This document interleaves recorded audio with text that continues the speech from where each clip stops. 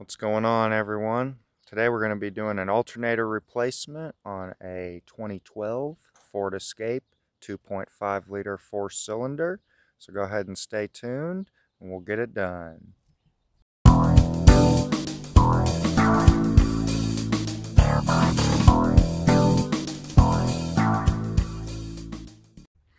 Alright, so this is the vehicle here. There's the alternator. And so in order to get at it, we're going to have to do some work from the bottom and get the belt off. So we'll go ahead and remove this wheel here first, and probably whatever plastic cover is behind there. And then we should be able to get access to the lower part of the alternator. So I'm going to go ahead, grab the jack stands, impact gun, 19mm. We'll go ahead and get that wheel off. Alright, now that we've got the wheel off, we need to take this cover off right here. And we're going to do that getting rid of these two 10mm bolts. And then there's a plastic clip over here. So I'm going to go ahead and take those off now.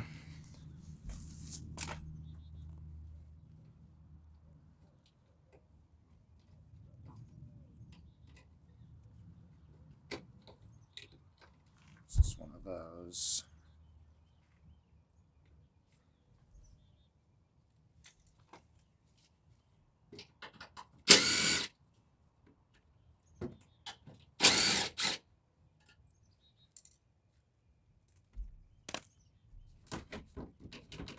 Okay, there's probably another one. There's another one here on the bottom front.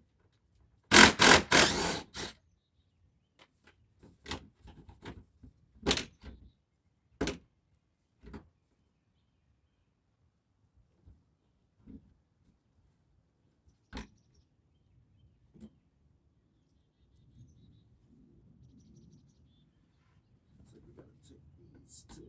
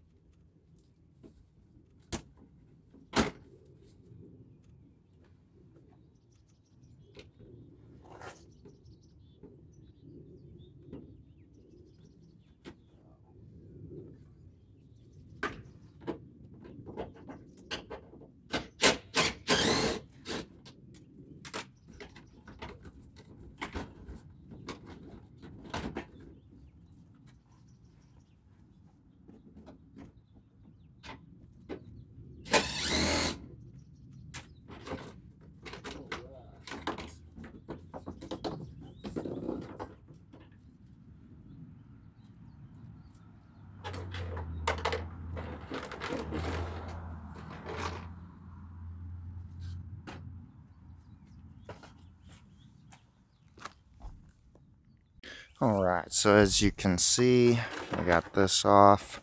There were a few more bolts on the front over there that you may have to take out. But now we've got access to the bottom here at the tensioner, and I believe that this is a 15mm. So we're going to put a 15mm on there, and we're going to turn it clockwise, and that should release the belt.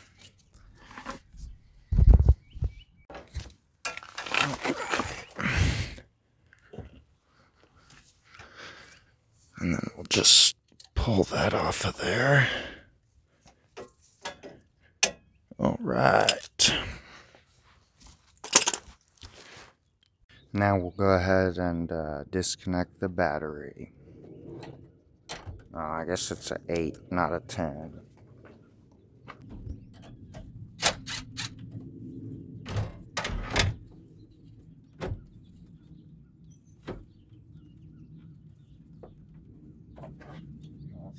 On there.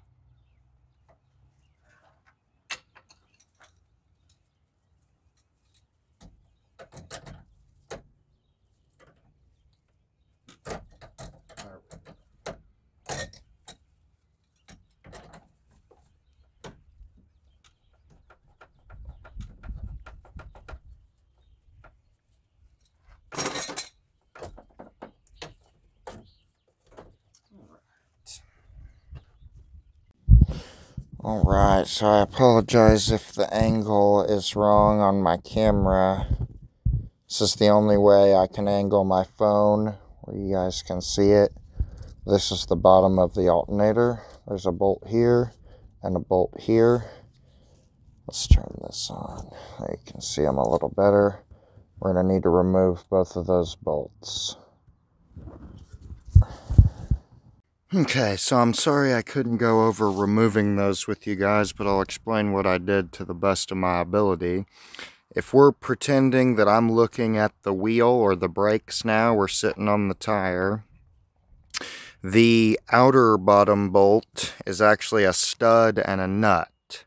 So in order to get that off, you have to get the electrical wiring off. There's a clip that holds it to the stud. I used the store panel tool to remove that. Then I used a 15mm offset wrench to get that one, the nut, off.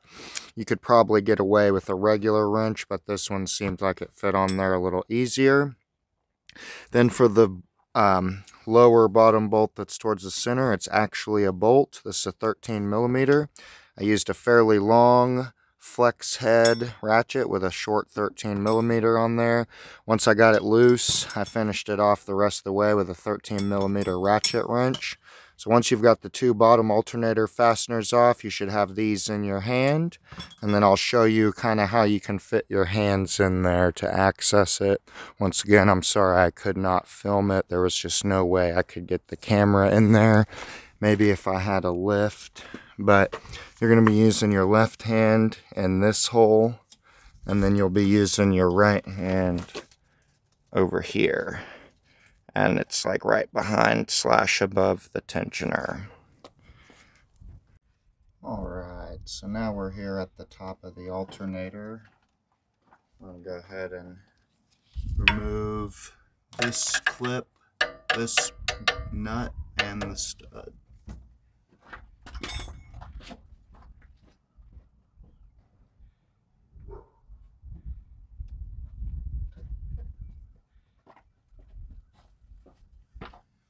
Okay.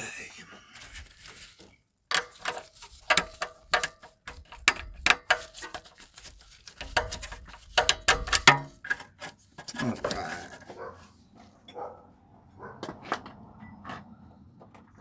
Use our 15 again. Oops.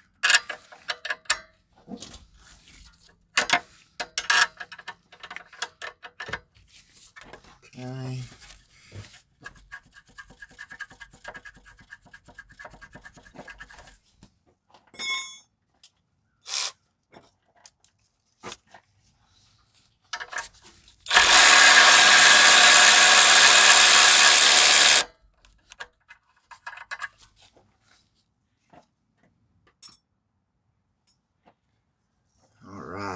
Now we'll unplug this.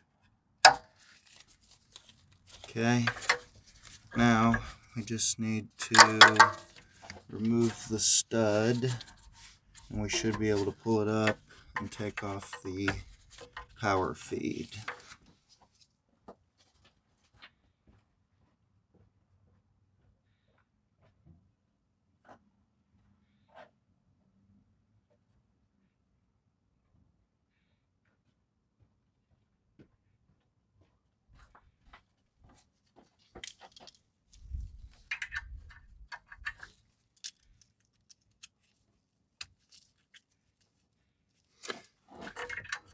Alright, so the stud is an E8 E-Torx socket. Okay. Now, go ahead and start taking that off.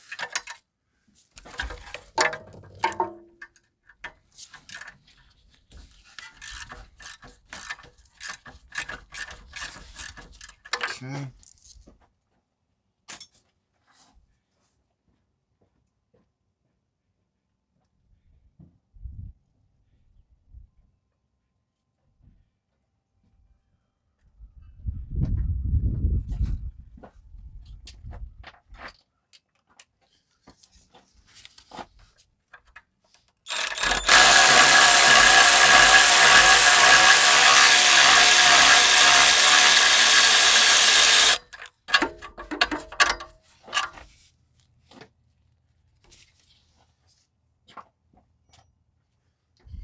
Now we should be able to pull it up and out.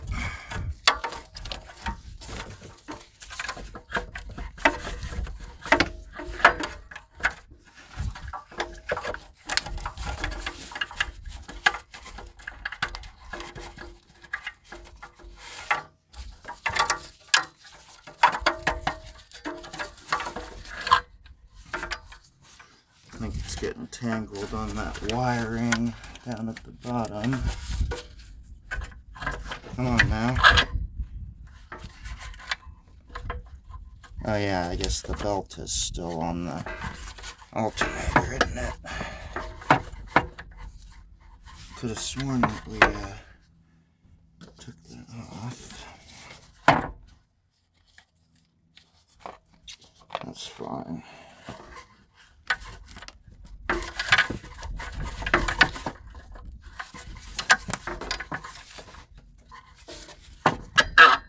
There we go. Pull that belt off of there. Now it should come out. But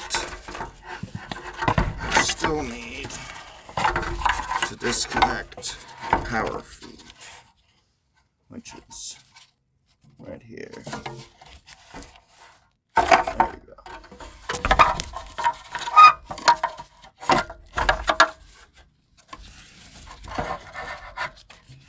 Okay.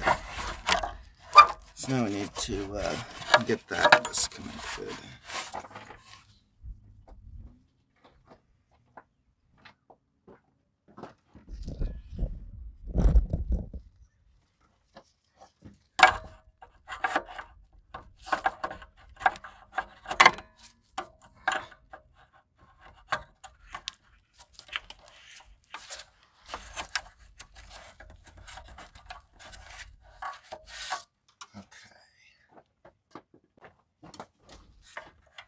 I figured that wouldn't fit.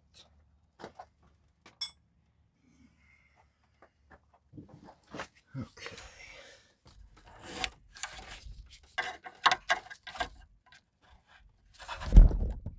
Oops. These things are such a pain in the ass. Okay, so there's just the one clip, but we almost need double pressure against it. We need to pry up and push in on that, and that's not going to be very easy to do.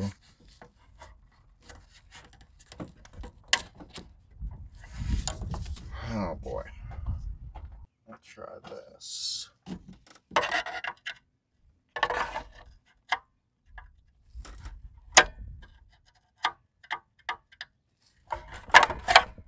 Don't you dare fall.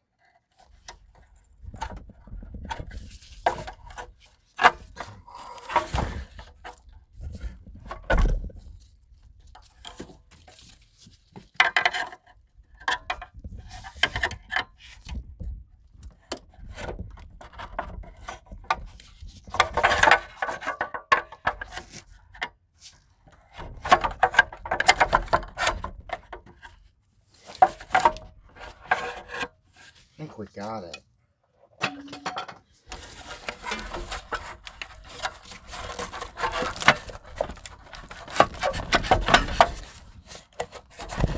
Yep. Jesus. Okay. Pain in the ass.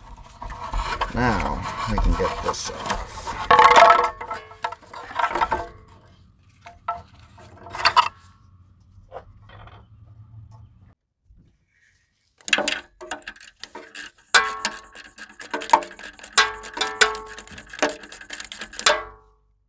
Okay, so now that we've got the old alternator removed, I got the new one up top. Go ahead and take the 3 7mm bolts out of the cover here, and then go ahead and install it onto the new one. You got to kind of work it around the power feed stud there. But once you get it on there, you can go ahead and put your 3 bolts back in. I don't know why they couldn't have made these 8mm, since they knew you'd have that out already for the battery, but that's alright. They always got to make them all 10 different sizes for you. Make sure you got your whole socket set with you, you know. Tighten these up.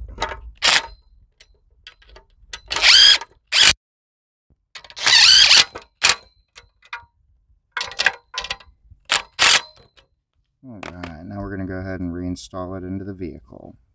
Okay, so now we got our power feed reconnected. We got that air duct cleaned up a little so it'll slide back on easier. We went ahead and put that back on. We also got our electrical connector plugged back in. So now what we want to do, right below my finger is the bottom stud there. You can barely see it. We want to get the alternator lined back up with that. So we're going to go ahead and put it down into place. Alright, so once you've got your alternator down in place, once you've got it on the bottom stud, you can go ahead and put the top stud in, put the top nut on, but don't tighten it down all the way. Then you want to go down to the bottom and get your bolt in that's on the inside, and then put your nut on the outside. Once this bolt is threaded in, then you can go ahead and tighten all 3 of them. Once you get all 3 of them, the 2 on the outside, the 1 on top, and the outer bottom one have these electrical connectors that are clipped onto them, so you'll want to make sure to reattach those. Once all that's done, you can go ahead and slide your belt back on over the alternator. And once that is done, assuming you haven't fallen off of any pulleys, you can come down here, put your 15mm back on here, turn it clockwise, and then pull the belt down and reroute it along this pulley, because it will be a little farther to the right, so you should have more slack to put that on there. So at this point, we've got all the alternator bolts tightened up, the alternator electrical is connected, the air duct is reinstalled back onto the alternator, we got the belt on, if I didn't say that already. So the only things left that we have to do, I believe, is to go ahead and put the wheel back on and torque it to 100 foot-pounds. And then we need to reconnect our battery, start the vehicle, and check the charge output. So we'll do those next. Also, don't forget to put your plastic cover back on. Alright, so we got our wheel and tire back on. We got our battery reconnected, and the engine did go ahead and start. You may need to jump start your vehicle after doing this job if your battery was drained down by the previous alternator. But once you get the vehicle running, I would recommend leaving it running for about 20 or 30 minutes. We're going to take it on a test drive for a little while just to make sure that that battery gets charged back up. If you do have the luxury of having a battery charger in your garage, it's also not a bad idea to just take the battery out and charge it up while you're doing the alternator job. And that way, when you're done, you should have a fairly charged battery to work with. Alright guys, and that's going to be the end of our alternator replacement video on this 2012 Ford Escape 4-cylinder 2.5 liter. Hope you all enjoyed.